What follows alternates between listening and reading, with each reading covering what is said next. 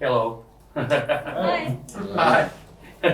We were trying to find the creative ways how to go and have a coffee because we were thinking no one's going to show up. That seminars are starting at 5, but then we realized it's 5:15.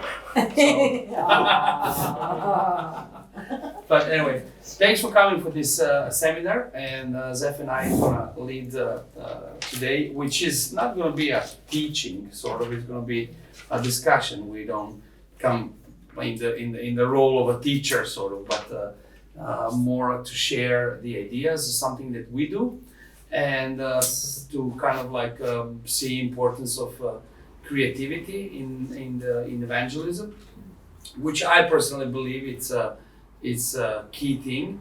Now, one of the things when it comes to creativity, especially in our context, and I mean, we all face different contexts of where do we live and how do we the challenges we have, and creativity is a key thing in solving finding the solutions. And this has been said by many of the companies today, also in the business, like how to be creative. Everybody likes creative people. Everybody, wants to hire those kind of people. And in one way, in part of in Montenegro, where I live and work, it's very important to be creative. Anyway, I didn't present myself. My name is Daniel and Petkovski, and I live and work in Montenegro, where I lead the student ministry in the country.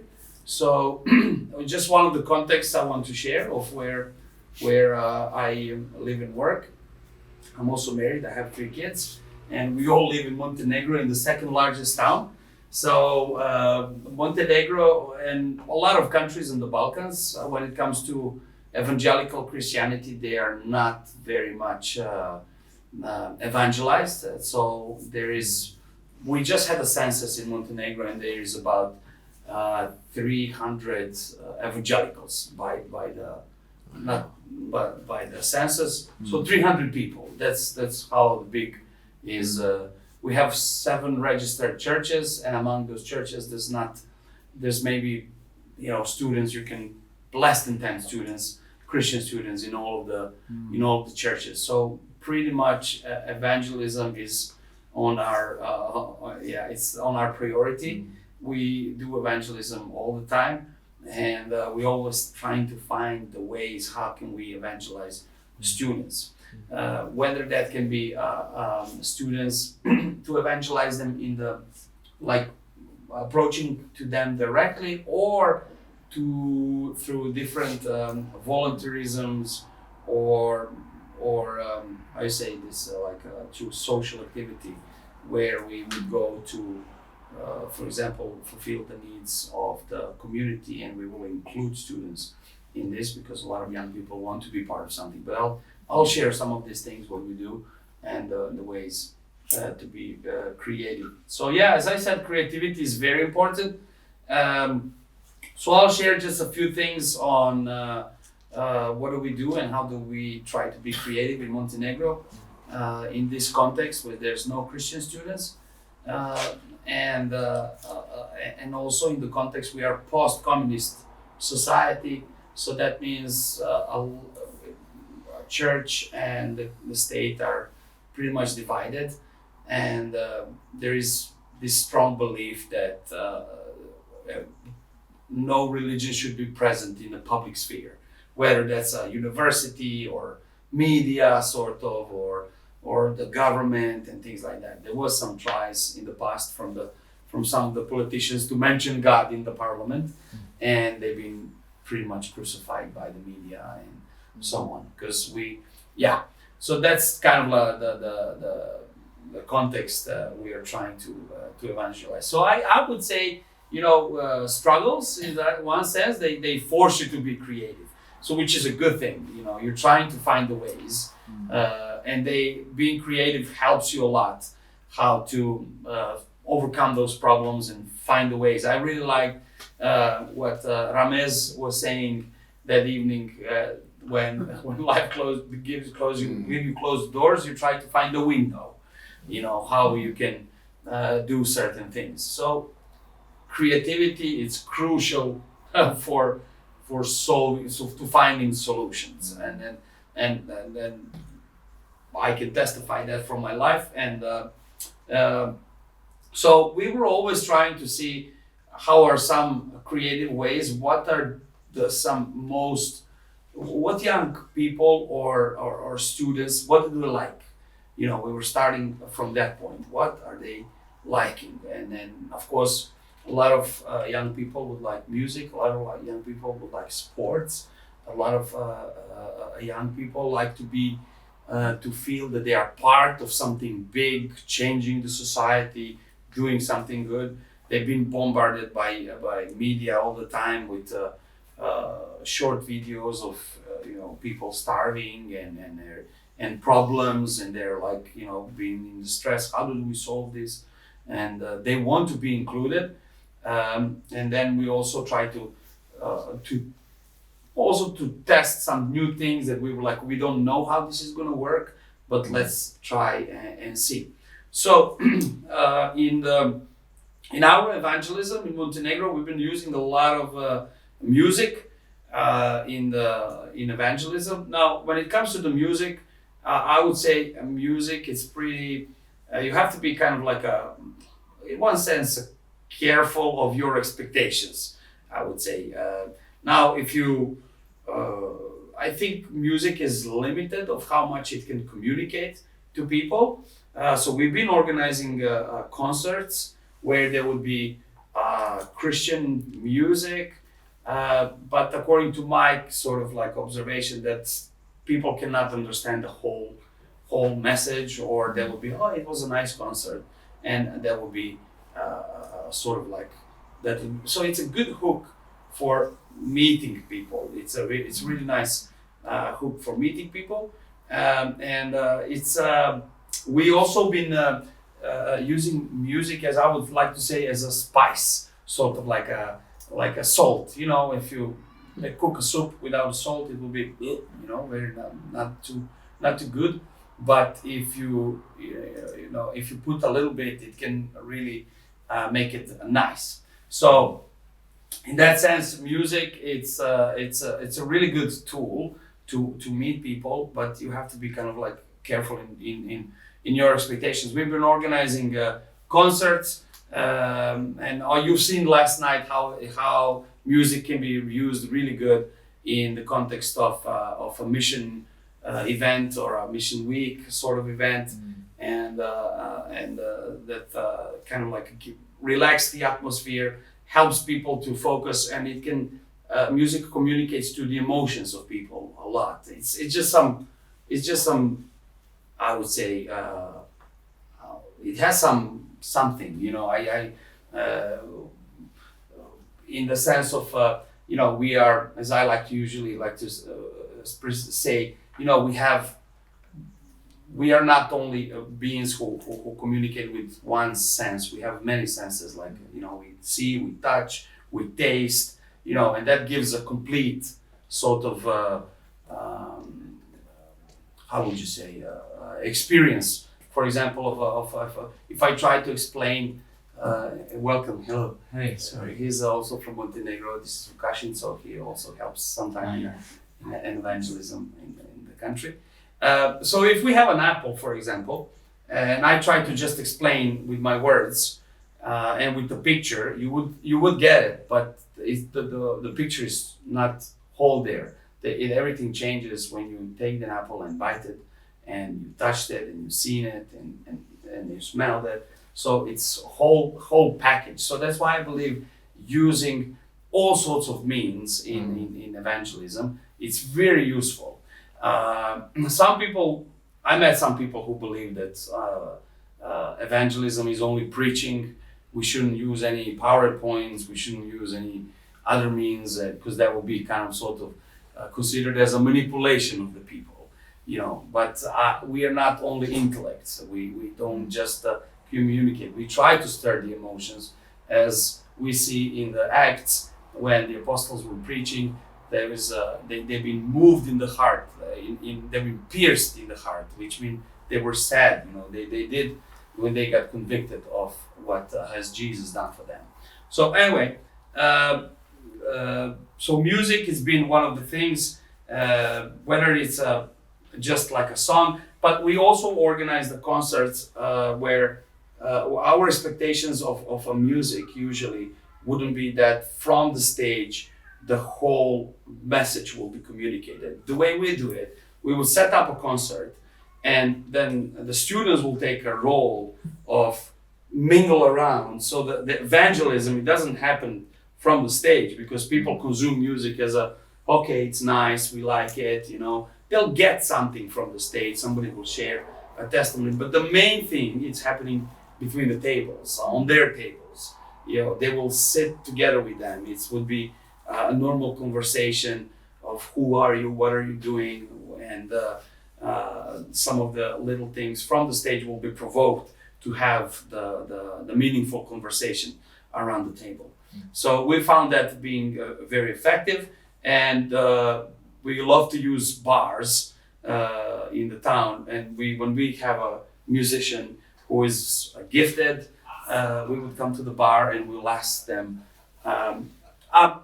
It happened that I am a little bit in the music, so I play in the bars there and there. And now I know how the bar owners are thinking. For them, if you give them talented musician who's gonna play for an hour, 2 hours, for them, like what they think. Oh, free gig, I don't have to pay. Sure, you can do whatever. Are you gonna bring people? Yeah, we're gonna bring people.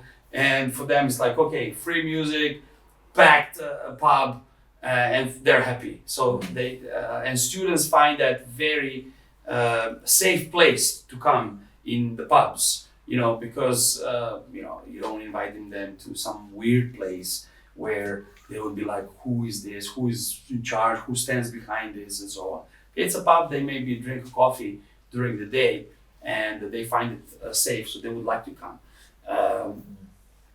Sport. Everybody loves sports. Zef's going to share more about how they use sports. We use it also a lot, but in a different sort of a way. We like to organize something we call a camp Montenegro Monty. So we try to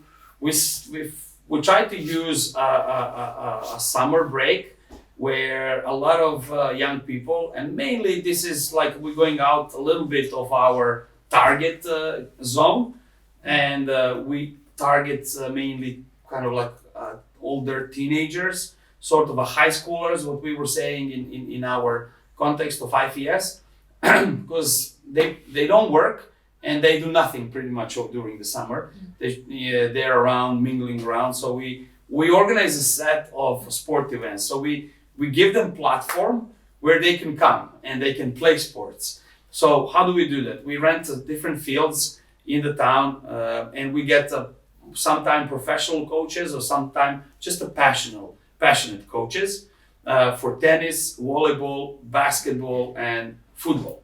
So we rent those different fields in the town, and in the morning we tell them just come. It's all for free. You can participate. There are going to be tournaments, and they absolutely love it. We've seen like there was a complete success of those things. I'll show you just some of the pictures from that. I hope it's gonna.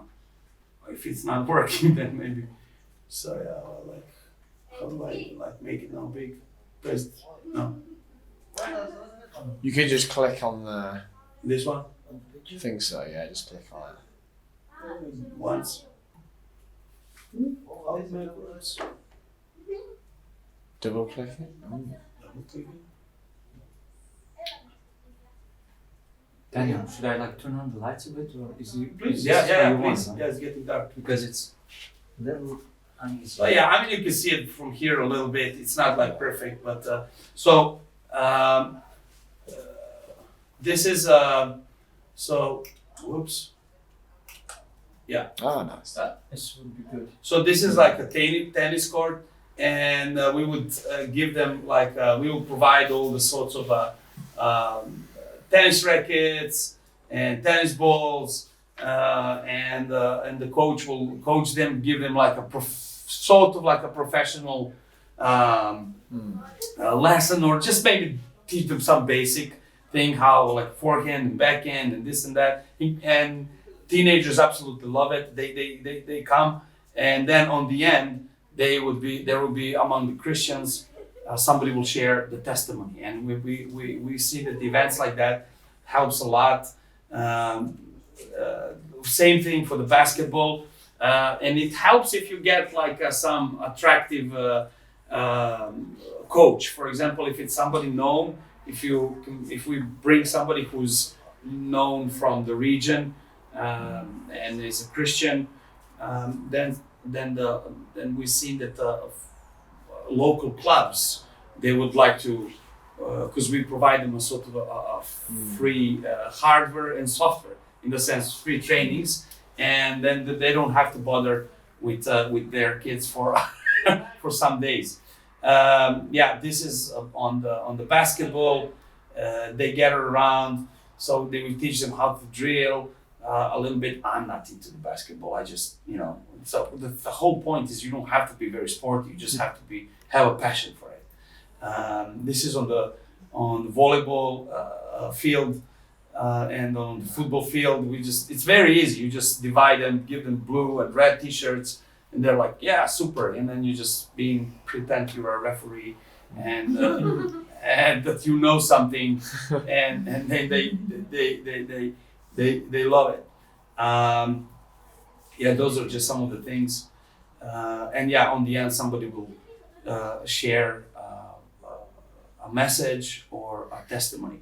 So those things, we find that it's really that being in that way being creative. Now, sometimes there are a lot of challenges to organize those things, because people will be thinking, who are you, what are your intentions, and so on. So we always trying to be transparent with this, and sometimes we find the door closed, but as we're saying, then you try to find the window open. For example, one of the things when we were trying to reach the university wouldn't allow us to do any religious events at the university. And I remember first time when we wanted to do something at university, we had Michael Lotz coming, and we were talking with him to have like 3 evenings where we're gonna talk about different things from his book. And university didn't allow us, because there was like, okay, this is very religious and things like that. So, but the good thing is that Michael had the book written. So then there was University for Literature and languages. So we asked them, but can we do 3 days of a book promotion? And they said, book promotion is fine. They can do the book promotion. So we did 3 nights of a book promotion at the university, where we discussed different topics from the book. Why God would limit my sexuality, why God would allow such a church to present him, which is very actual in our context.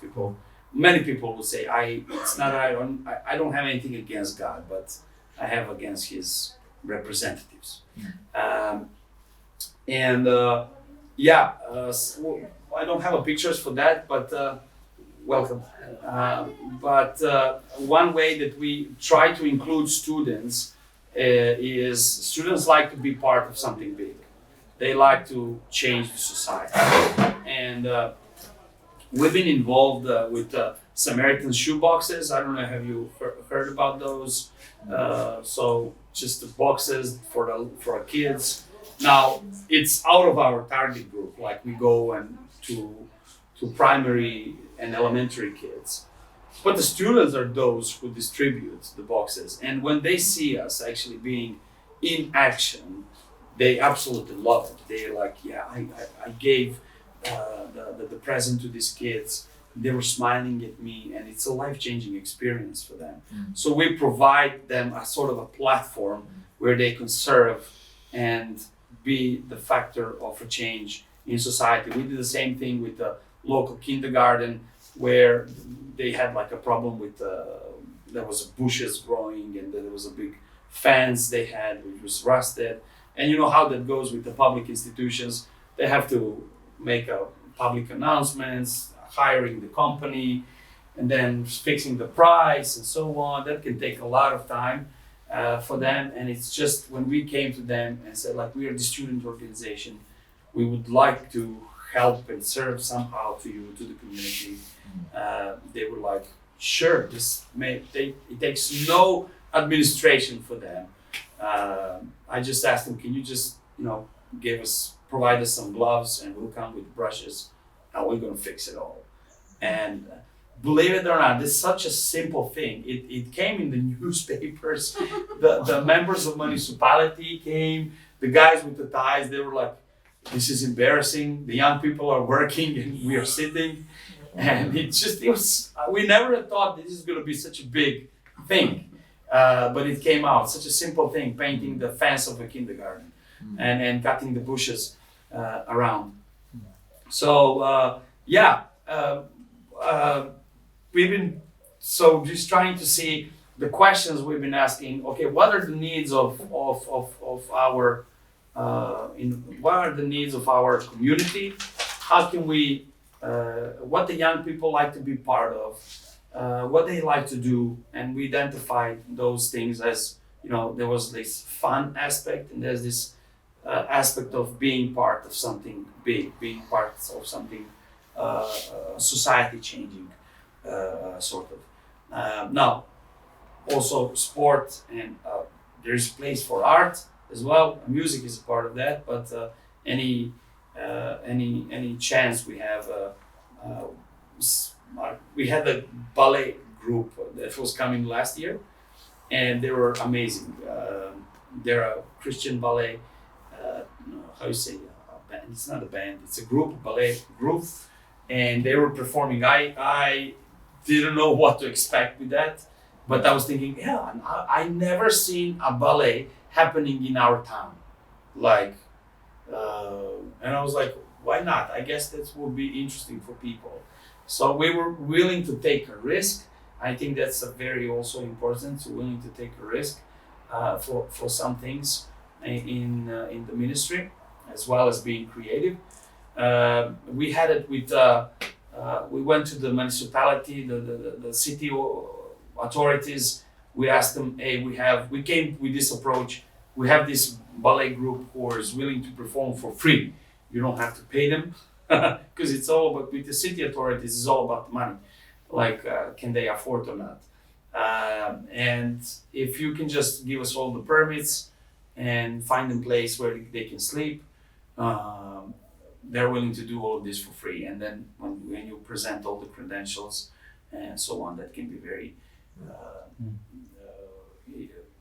very encouraging for them. So they allowed it. Those 200 people came for this thing, for the ballet, and that was just now for us as an organization, that helped a lot of building up reputation, because as I said, in our context, and often in many other contexts, our organizations and what we're trying to do, it's considered as a cult, and we're trying not to help that thing to be even more weird.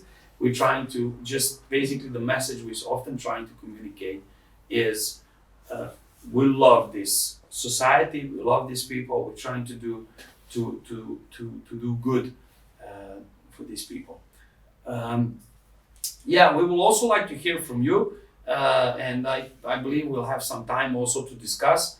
So I don't know if you want to take over and present or you guys first want to ask me some questions and we can debate or some other things, or talk a little bit about. Maybe you can. It'd be best if there is any question right now, and then I continue. If you guys have some questions, would love to. How good do your musicians have to be? So you said you're involved in the music, you have people involved. What I've found in the past is, because I love to have music in the events that we do, but it's always such a risk. And so I don't know, I find it hard to know where to draw the line at their ability, but from my experience, God uses soul. In one sense. So sometimes there was really, people who were not very gifted in a sense. but they also have their audience. You know, they would be on the end. Some students would come and they would talk with them, and now that's as I said, it's like with the salt. You know, you can oversalt something, and it can ruin it. Yeah. You know, so it's just, I guess I don't have a right sort of a comment to that. Just I guess experience makes you try it, you know, and then and you give it to God sort of, and then God always, you know, do best of this. Yeah. So, you know. We took a risk with many different people, and sometimes we will be like, I would hear comments from some tables, like, oh, this guy, that, you know, people would complain on the music, but then you find like after the event, you will find like 3, 5, 10 people talking with the musicians. Oh, this was great! I really loved it, and so on. So it's pretty much a taste, like, you know, different people, different tastes. So you cannot hit everybody, definitely. No. So, like if you organize a classical concert of classical music, you know, most probably gonna get different audience if you're gonna organize, you know, just a concert of a pop music, you know. So, I guess it has its own place. Have you had to tell anyone that it's not their gifting in music? No. All right. No. Yeah, I was wondering. No, for music, you have to just have a heart for it. Okay. What we did in the Netherlands is that we have many conservatory students, and they also need to practice. They also need to gain like concert experience. Yeah. Actually, That's a good win-win, idea. and it's really. And sometimes there are Christians among them, so for them it's also really nice to be involved. So, like we did also music events around the Christian feast, like Ascension Day, for example, and then we did something on the life of Jesus, for example, and we found that works really well, and even to the point that also non-Christians wanted to participate, conservatory students wanted to participate in it, just for their nice relationships, and That's a great idea. it's really nice. Sometimes, they can give a testimony or whatever. Yeah. So you basically provide them a platform, or so for Yeah, them? So we asked them like, hey, do you want to help us? You know, and let's put a music event together, and we look for accommodation, and we also try sometimes to find some money for even some costs and whatever, and they come and they perform, and then we advertise to other students, and then they bring also their friends. Yeah. So that has That's a worked good idea. already quite a few times really well. It's really fun. Any questions, or also like sharing the ideas as well? Is the concert that they provide accompanied by a kind of presentation or message, or is there a handout or something where you have the message? Yeah, the last one we did was really nice. That was also on Ascension Day or Pentecost, one of those days.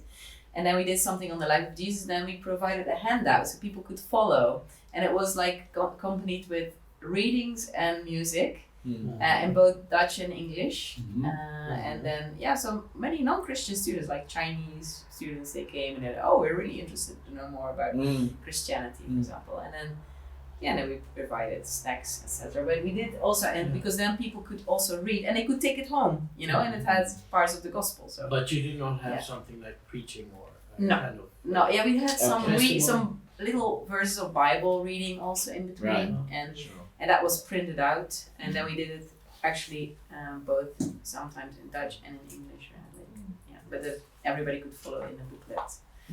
But so we did try different ways. Yeah. Something we did not in our university, though you could do it in university, but we did in our church actually, was we did a street gallery. And so, so we basically put it out into the local area that we're collecting in art, photos about some certain topic like hope or justice or whatever. And people will send in their artwork, their photos, and then we print it out on massive boards and we stick it around the streets of the particular area people go on a walk, and it's a street gallery around. And each board has QR codes linked to a video on that topic, hope or justice. And what we found actually was we put it near bus stops so that everyone coming on the bus would then, QR code what was going on and find the video, and it lead to a little short evangelistic 5-minute video on the topic, which was quite good at the time. Yeah. Good, a great idea. Had you made the videos yourself? I did make it myself, yeah. Although you could easily find, some of Glenn's from Speak Life or something like that. But yeah, at the time I made those ones, yeah. Nice. Mm.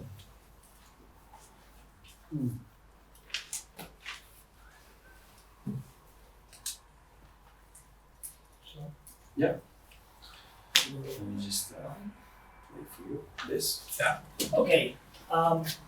We'll have some more conversation, I hope, after I share a little bit about what we're doing in Albania. I'm Zefjan Nikola. I'm the General Secretary of the Albanian ITS movement. We work in 8 different cities. I'm based in the capital, in Tirana. We have 6 workers, 3 full-time, 3 part-time. And therefore, we need to use a lot of volunteers and a lot of student leaders in order to organize all the events that we do. I will share about how we've been using our imagination, because that's creativity, using your imagination, trying to think of original ideas in reaching non-believers with the gospel. Mostly here with a PowerPoint, I will share about how we've been using sports and literature to use people with the gospel. In terms of sports, we organize 2 tournaments, football tournaments, the Christmas Cup and the Easter Cup. So we have already started the Christmas Cup. We start about 2 months before Christmas, we start the football tournament. The way we start is we first call a meeting of Christians who love sports and who have been delegated by their church or Christian organization to form a team to be part of an official Christian football tournament, which is called the Christmas Cup. And then all our student groups form their own team. So it's our organization, IFS Albania, that is organizing a football tournament for all the churches and all the Christian organizations in the country. That takes a lot of work, a lot of preparation, and a lot of training. And we've been doing this for many years now, almost 20 years. And every year we've got better, and we have developed the rules, and everybody knows exactly now what it means to participate, what their responsibilities are, and everything. What it comes down to basically is the tournament includes about 200 young men from all over the country who play in different groups, play at least 4 matches every team, in 1 match a week. And then if they are on the top 2 teams then qualify for playoffs. And they continue until just before Christmas Day. And just before Christmas Day we have the final, and it's a big event, and we give the cup and the medals and everything. It's a very well organized tournament.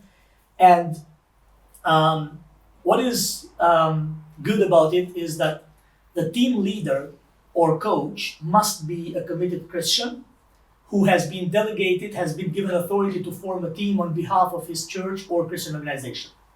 But every person on the team can be an unbeliever. They don't have to be believers.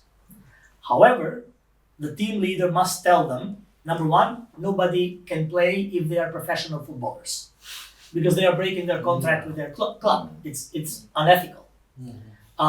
It's not legal. So they have to be amateurs. They don't have to be believers, but they have to attend a Bible study before the match. So they have to be at the place where the match will be played 1 hour in advance. That's good. And both teams together have a Bible study together, led by the leader of the home team, not the traveling team. We have the team leaders put the names of their teams. There is a live online. There is a live drawing, how the groups are divided and who plays where, and everything is just like official. So we do it like a real informal sports federation. I mean, everything according to the rules. And while the the players cannot be professional, the referees now have to be professional. Because these are non-believers playing in a Christian tournament, and sometimes they notice that the referees were taking sides or things like this. So now we actually pay referees, professional referees, to referee the games. The competition is very high. I mean, it's so funny to see how Christian churches and organizations want to win an empty cup that is worth nothing, but they really want to win. That's the honor. And the non-believers come, and many of the young men who would not otherwise go to church make friends with Christians who are part of the team and end up becoming Christians or attending churches. And most of these are young men who are Muslims who would not ever think of going to the church.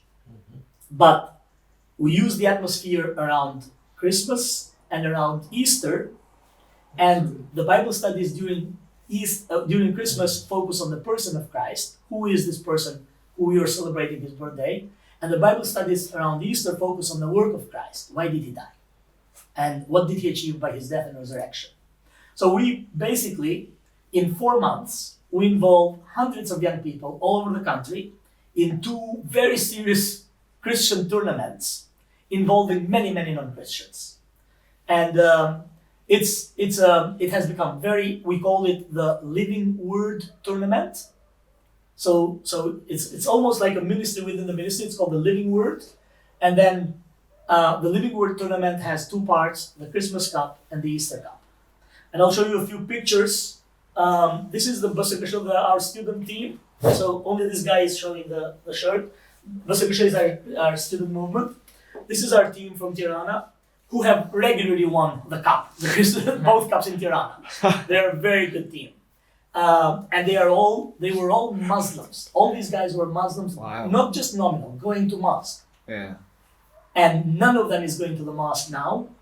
And more than half of them are coming to the church and are Christians. Wow. And they have seen this happen with teams in different cities, not just in Tirana. When you say teams, is it a full 11? No, it's 12 players and they play 6x6. 6 But by a team must have maximum 12 players registered. They give their ID, phone number. It's very well organized. Yeah. We have on the Facebook, we have a page, the Living Word Ministry. There's a lot of communication there. We have a lot of volunteers who love sports, who do that at the tables for after every Monday, because the games happen on the weekends. On Monday, everybody knows where their team stands, how many goals they've scored, how many they've conceded, how many points they have. It's Wow. very well, Yeah. but it took years. I mean, we started in '96, but as a formal tournament, we started in 2000. So 20 years we have developed. It has not been easy, but now it's just they can't wait for the Christmas season to come and the Easter season. They say, and they are asking all the time, when is the cup starting? When is the cup starting? And so this is a different team. This guy was a Basakasha leader in the south of Albania, leader of ITS in South Albania, and he actually is a pastor, but he's also a professional coach. He loves coaching. Do you maintain contact after the tournaments? Yes, and there is not match after, because very soon after the Christmas tournament has ended, the Easter tournament comes.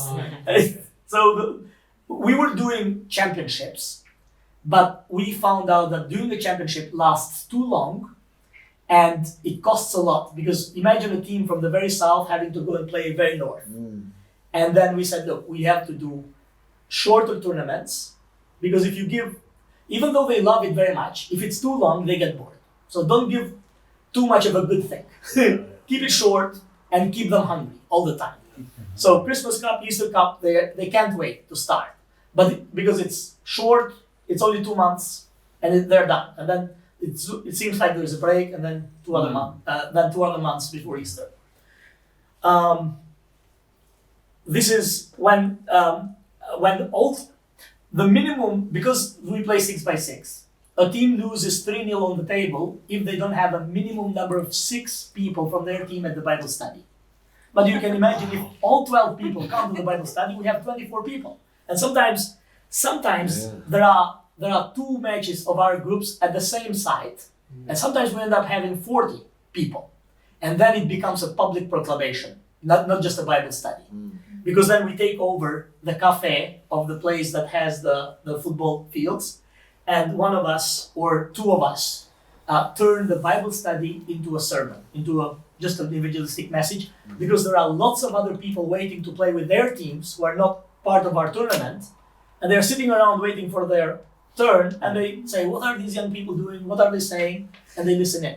So it becomes a public proclamation, really, very often. And part of the rules, by the way, one thing that is horrible in youth culture, especially among men, is the filthy words that they use when they play. It's horrible. And we have yellow cards, and first warning, and then a red card, and you're out.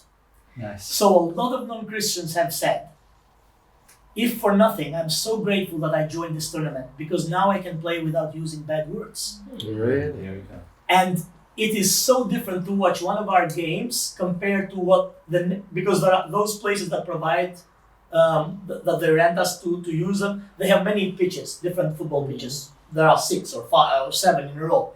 And sometimes you were playing in between two other matches, and on both sides you were hearing all kinds of sweet words, but not in not among our teams. And people who are observing, because there is a lot of competition as well, and church people come to watch their team. So others are watching, and they are surprised when somebody gets a yellow or a red for bad words. And they ask, why is this? This is not against football rules. Yeah, but this is not against football rules, but this is against our rules. The referees accept that as a Oh rule? yes. The kingdom rules. The coach, even the coach of the team, if a player from his team is saying something bad, he will tell the referee, take him out.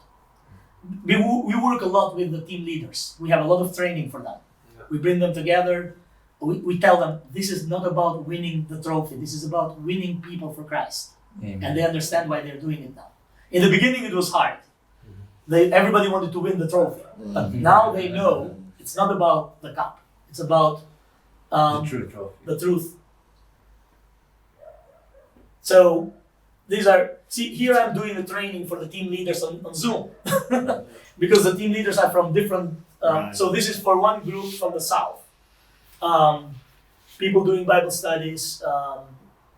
It's just, this ministry has seen a lot of young men come to Christ, and not just for our movement, but for all other churches as well. And it has been a way for our movement to build good relations with the local churches. Because we provide this service. It's like a service we provide to the body of Christ in Albania. And it does take energy and time and even some money, but it's worth it. And one other reason why we thought about using football is not because these people would not come to church, but because we found that in churches we have a lot of women and girls, but no boys, no men. And it was the best way to reach the men. Yes. We also, because the girls in the churches started to say, why don't we do something? So we do a one-day tour in volleyball for the girls. One day only. But it's 2 months for the men. See how they put for different groups the results of the teams. This says first week, and the results second week, and then how they classify in the table. It's just, they're done. These things are done by people who love this and just give their time, because it's a lot of work to do this. But in 2 months, we have an army of volunteers, very seriously, very committed to doing all this. And so when Daniel said you have to be just sporty and love sports, that's true. He said you don't even have to be sporty. It depends how you want to use sports ministry. If you just want to use sports for your sake, then you don't have to be very good at it or very serious. But if you really want to do something good with sports, you can just go a level higher and do something excellent with excellence. And that speaks a lot to the non-believers, because they want to participate in something that has rules, something that looks formal, and it's not just so the same players must play from beginning to end. A team cannot come with another 12 next week. They are registered. It's like they are in the federation. They have signed for that team. You have a question? Yeah. I'm going to ask about the women. You said that they are in church already, and I think maybe like Christian women, yes. but you said you have a lot of Muslims coming to play, men. Have you seen it affect Muslim women also in the community? Do they tell their siblings about it? Do they tell their wives?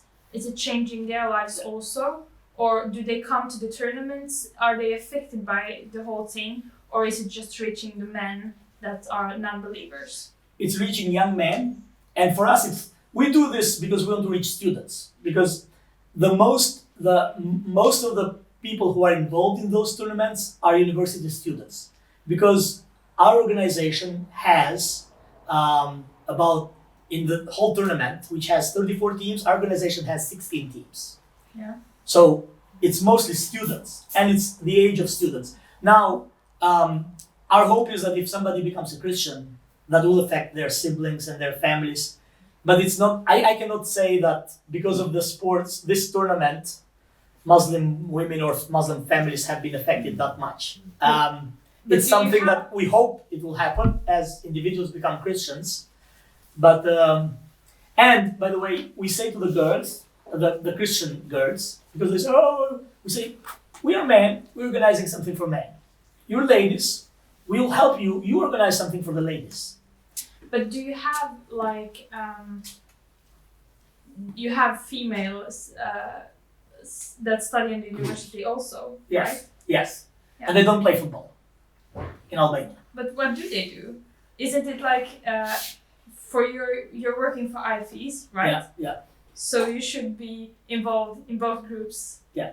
Like in the best case scenario, you should have for both groups in the population. We do volleyball days for the girls and other events. Yeah. By the way, the number of boys in Albanian universities compared to the number of girls is very small.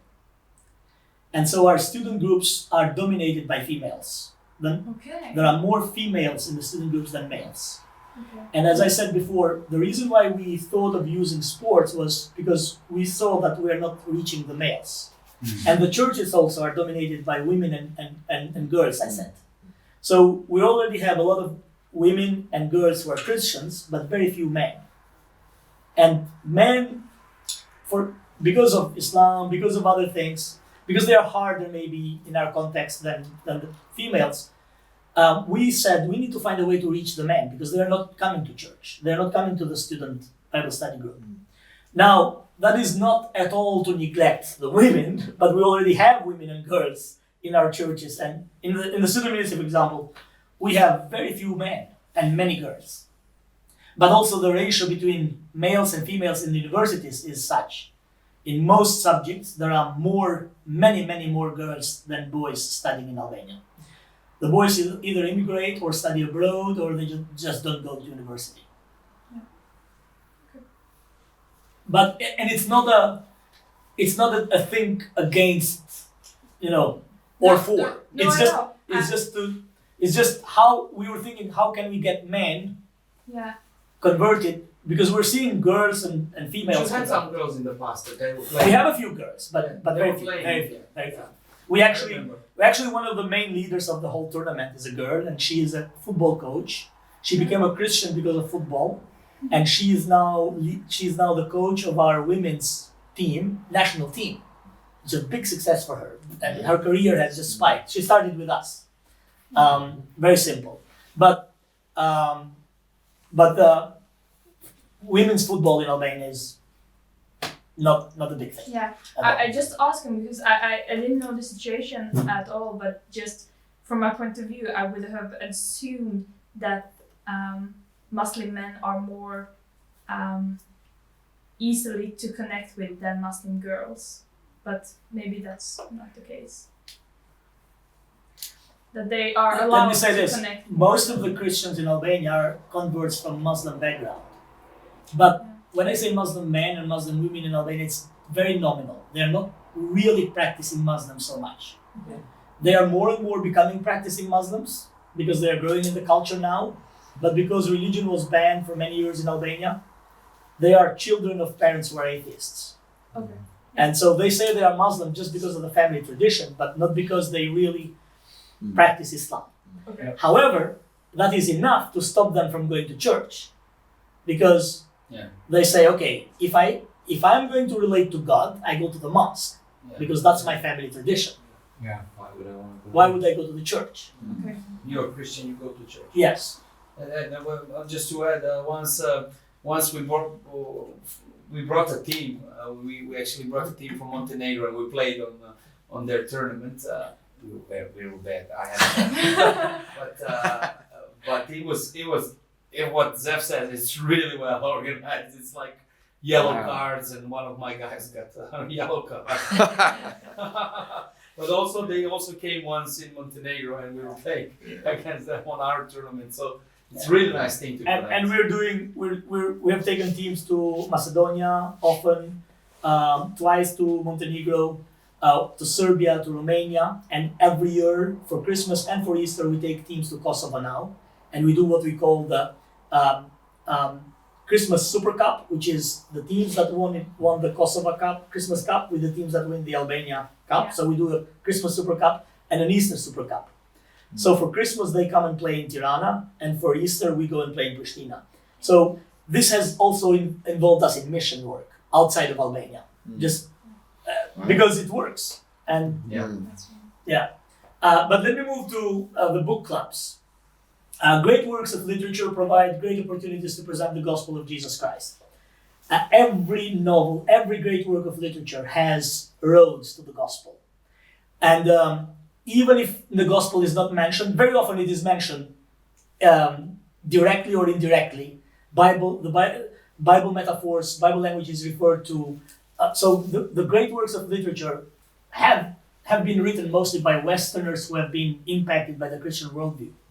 And so any great work of literature written by Westerners, even in modern times, has so much Bible allusions. But even if it doesn't have, you read a good novel, you read a good book, and you judge the characters, the events, the ideas from your worldview. And so for 17 years now, every single month, we have met to discuss one work of literature in what we call the Tirana Book Club. It started as a book club just for students, because I noticed our students are hardly reading their textbooks for school and forget reading literature. And we started with just for students, but now the Tirana Book Club has a Facebook group with about 7,000 members. And so 7,000 people get the announcement 1 month in advance of what book Tirana Book Club is going to discuss, and the time and the place. And we have 20, 30, 40, depending on the book, depending if the author is present also in the discussion. And most of the time, if you are discussing a book by an Albanian author who is alive, the author is present.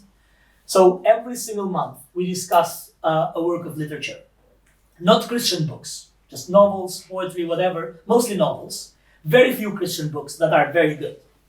A lot of the so it's not a book club for theological books or Christian books. It's just for literature.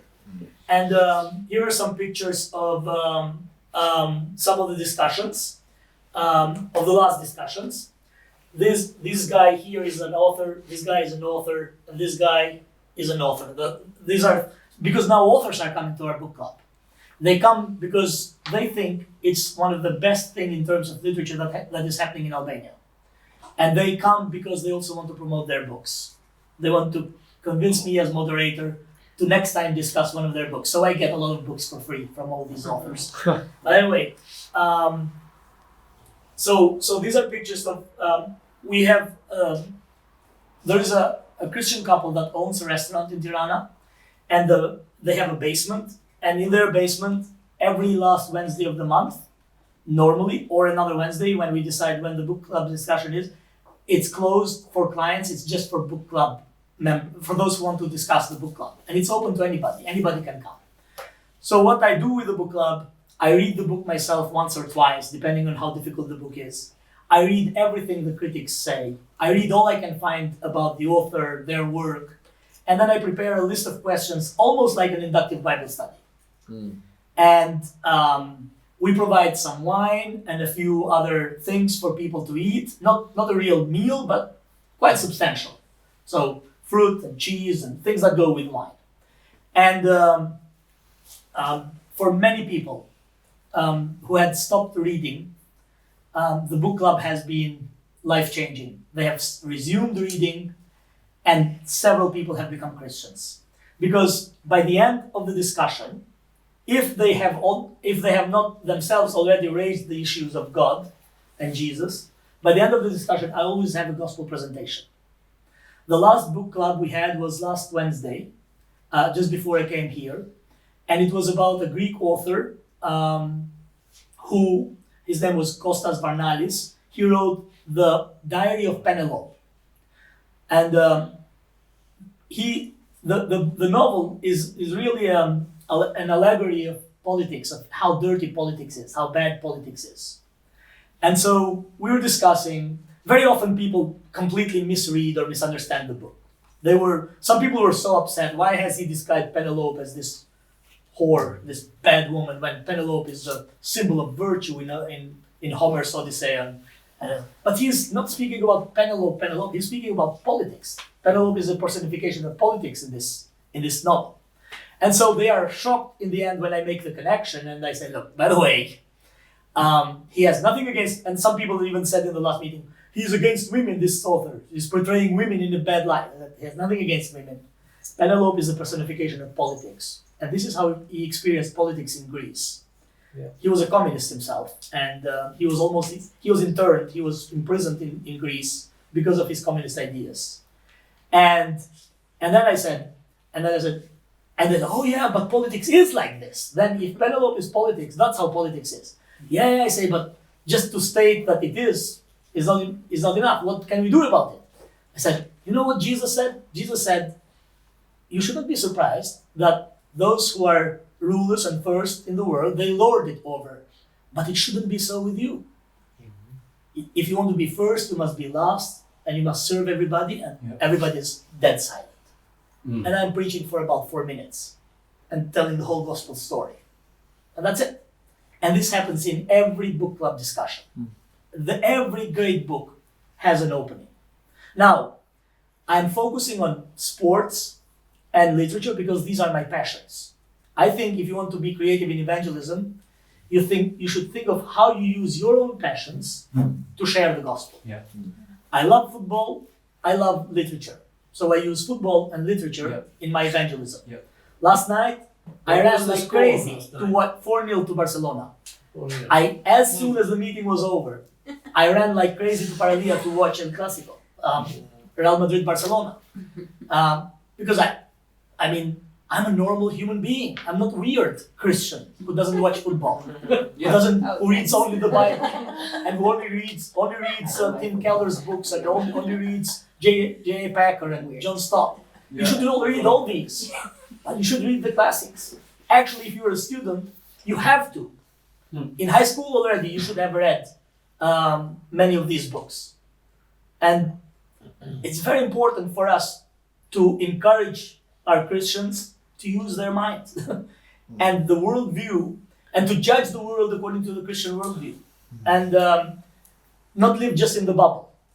And it's a very effective way. So this last thing is, there was a live event where I was invited, just because of the book club, I was invited to speak on the importance of reading last year on national television, because they have, by the end of the year always, they have a book fair, and the book club has become very famous. We have book clubs in 5 different cities organized by our student ministry. They are not as regular as the Tirana book club. They happen once in 2 months, once in 3 months. It's bad. I recommend, if you want to start a book club, you must be consistent. Now, for 17 years, we have never missed 1 month of discussing the book. When it was the lockdown, we did it on Zoom. And we had hundreds of Albanians from all over the world because it was on Zoom. And they said, please continue this on Zoom. I said, no, I'm sorry. This will be in person. We are only doing these 3 months on Zoom because we cannot go out. But it's a very, very good tool to do evangelism. What did you say on TV? Did you? Oh, I talked about the importance of reading. The word leggere from Italian is the root word for intelligent. If you don't read, you're not intelligent. If you are not intelligent, people can oppress you easily. If you're intelligent, it's very hard for dictatorship to take over, because that was our experience. communists took over after World War II in Albania and totally oppressed a country that was mostly illiterate. They couldn't write, they couldn't read, coming out of 500 years of Ottoman rule, and just spoke on the importance, and then spoke on the importance of the Bible. I said, by the way, I'm a Christian, and everything that I believe about my faith comes because of reading the book. The Bible means the book. And just went into the importance of reading. And so I introduced myself as a Christian, and as much as I could do about, I didn't preach on TV because it was about the importance of reading, but everybody learned that I'm a Christian, and I do this because I'm a Christian. Yeah. Other things that we've done, again, around Christmas and Easter, because even though it's a Muslim culture, they know it's a Christian festival, we hire excellent excellent players from the opera house who play instruments, cello, and so normally we have a quartet and we pay them very well. So it costs a little bit, but we have a Christmas concert and an Easter concert always, a few days before Christmas and before Easter, with professional musicians. And these are classical concerts. A lot of students invite their friends who like classical music. Now, these concerts are normally, for example, last Easter it was an entry fee. I'm coming to that. So these concerts, we advertise them as they are for free, but you can contribute with a gift if you like, because we are paying. We say we are paying the instrumentists, the artists. And so what happens is last Easter we had the last 7 words of Jesus, and we worked with those who play the musicians are not Christians. No. But I work with them. I say, look, the last 7 words of Jesus, they are composed by great composers. They are musicians, so they love those great composers. I say, we have the texts and with the context of each word. So before they play, because every last word of Jesus is one piece of music. Mm-hmm. So we have we project the text and we read. We have Bible reading. And so the musicians are impressed that this was just not invented by the composer, but the composer actually got these words from a book, which is a holy book for Christians, from the Bible. And then in the very end we have a cocktail. So we offer some wine, some things, and before the cocktail I have always a message in the end of the concert about the last 7 words, last time for Easter. And the classical, there's so much classical music that is based on completely on the Bible, and you can. So none of the pieces of music that they play for Christmas or Easter are just secular. They are totally Christian, composed by Christian composers who were not probably Christians, but they composed for this event, for Easter and or for Christmas. We also have used actors, professional actors, in a monodrama. We found a great booklet written by a very good Albanian author. The title was "Immense is the Plague of Sin." And he shows the story of a priest who sinned sexually and how he suffered that. And it's a beautiful piece of literature. It compares to Father Sergei of Tolstoy, if you have read Father Sergei. But it's the Albanian equivalent of that piece. And we asked this actor, professional actor, very famous, would he be willing to do a monodrama, to memorize the essence and just act it in a 1-hour show. And he did very well. And we took him to different cities with big audiences. And in other cities then we had people pay to enter because he's very well known, and but it's the complete gospel. You don't have to say a word. You just have the actor, who is not even a believer, preach the gospel through acting. Of course, book promotions are numerous now because of the book club. Then retreats and going on hikes with non-Christian students. Non-Christian students like to go away for a weekend. And so we find a place where they can go in the mountains or somewhere for a weekend.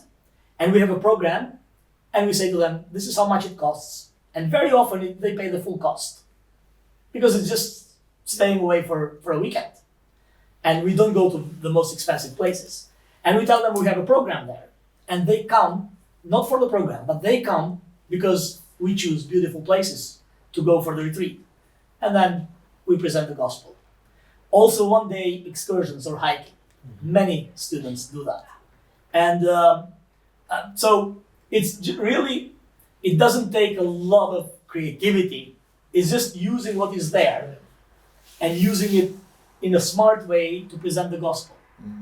Non-Christians have no problem participating in an excursion, in a football tournament, in a book discussion, and then there they hear about the gospel. Yeah. But they also are free there to defend their worldview, and to say, no, I don't agree with this, and it's okay. It's just an opportunity to have a discussion, to exchange ideas, and I think if you are passionate about evangelism, you'll find a way.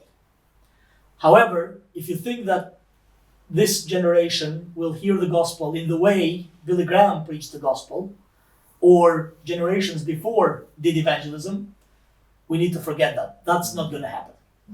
We don't change the message a bit. We don't change the message at all. But the method, we're totally free to change, making sure it's legal, it's moral, and ethical. Yeah. If something is legal, moral, and ethical, you can do it. And there's so much freedom in how we can use what people love and what people like to bring them to the message of the gospel then. I think probably our time is past. If there is any question or any comment. We have 4 minutes left, so. Yeah. What about when it's a really, really boring book in the book club? Oh, it makes for a great discussion. Oh, really? Yes. The It's first not hard question. to read. The first question is always this: Right. What was your experience of reading the book? And people love to say, "I hated it. Yeah. It was a drag. Yeah. I have no idea what this author was trying to say. Good question. I just read it because I was hoping at some point there will come something good. Yeah. It never came. Yeah. And but it makes for a great discussion. Yeah. True. And I don't choose boring books, but I choose books that are experienced as boring. For example, some of the latest Nobel Prize winners, the guy from, I think from Sweden was, he writes without using a comma or a full stop. And it's crazy. Isn't that just wrong? But he was a strong atheist. He was an alcoholist, a drunkard, a womanizer, and then he went in rehab with the Catholic Church and was converted into a Catholic. And reading his works now is like day and night the difference. But he still kept the same style as he was writing before. And he got the Nobel Prize in Literature just maybe 2 years ago or last year, I don't know. What was so- his name? I'll have to go through The the... guy without comma and I'll tell you because I have all the list of the books. Yeah. But so people can experience something as boring and terrible, but then when they get into seeing the life of the author and why he did that, because sometimes authors want to create this impression because they want to portray life as boring, so they write in a boring way, and you're bored when you read it, or you're confused when you read it because they are trying to emphasize the confusion that exists. And it's just amazing. And then somebody else, because art is to be experienced first. It's a taste, and different people have different tastes. So something that you might find extremely boring, somebody else says, "I love this," because I hate when somebody is very loud and all the time action and excited. I like this kind of. So different people like different styles.